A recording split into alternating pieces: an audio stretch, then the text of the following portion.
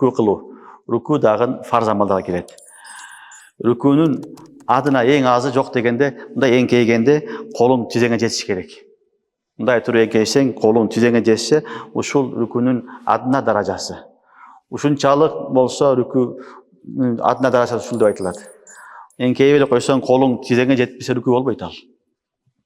Башыңды эле ийип койдуң, же бир аз эле эңкейдиң, колуң рүкүгө жеткен жок, намаз болбойт.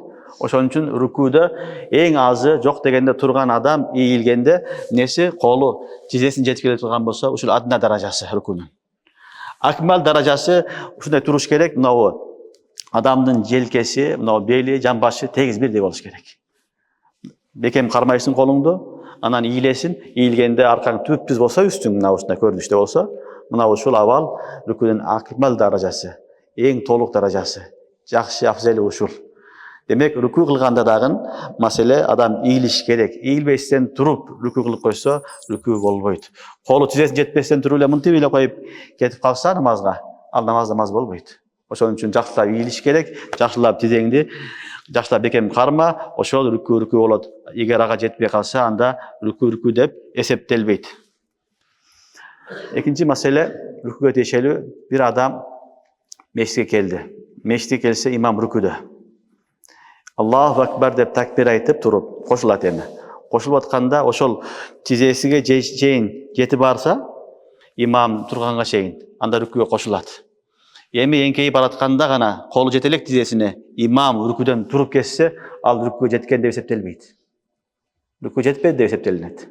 Мисалы, имам рүкүдө турат, сиз келдиңиз, келгенден кийин Аллаху акбар деп колду кактың, кийин бардың, барып колуңду кармадың, Субхан раббил а'ла деп калдың, азим деп калдың бир жолу, илешип калдың, рүкүгө жеттиң.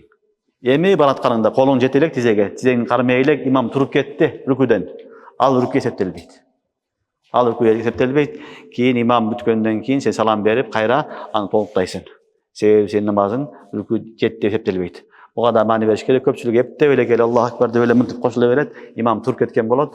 Анан менин намазым толук болду дейт. Андай толук болбойт. Сен келгенде биринчи кыям абалында такбир айт, кийин рүкүгө бар, жетип калсаң жеттиң, жетпей калсаң, имам сен рүкүгө баргычаң туруп кетсе, анда сенин ошол рүкүң жетиштүү эмес, башкаттан рүкү кылып бир рекет окуш шарт болот. Демек, рүкүдө адынасы колуң жетиш керек, ааласы эме болуш керек экен, толук адам ийилип туруш шарт. Ошондой эле кээ бир учурларда витир важипте боло турган маселе бар экен. Ал маселе витир важипте көбүнчө адамдар кулак какканды унутуп калат. Унутуп калат дагы, рүкүгө баратканда эстеп калат. Бул жердеги маселени түшүнүп алгыла. Эгерде рүкүгө баратканда рүкүгө жетпестен туруп эстеп кетсең, анда туруп кунут дуасын окуйсуң. Кайра рүкү кыласың, намаз боло берет. Эгерде рүкүгө жеткен болсо, эми аны кайра кайтканга болбойт эми. Эми сажда сахвы менен намаз толуктайсың. Түшүнүктүбү? Мындай эстеп кеттиң, рүкүгө баратканда эстеп кеткен болсо, анда рүкүгө колуң жете элек тизеңе, анда кайтып туруп, дуа кунутту окуп, кийин рүкү кылып, намаз толук окуй бересиң. Сажда сахвы башка фарз эмес, важип эмес. Экинчи сүрөттө рүкүгө жетип калдың, эми кайтканга болбойт. Рүкүгө жетип калган болсо рүкү болду, эми намаз толуктоодун жолу сажда сахвы кылынат, ошо менен намаз толук болот. Бул рүкүгө тиешелүү зарыл маселе, булар көп кездешет бизде. Муну жакшы түшүнүп алгыла. Макулбу?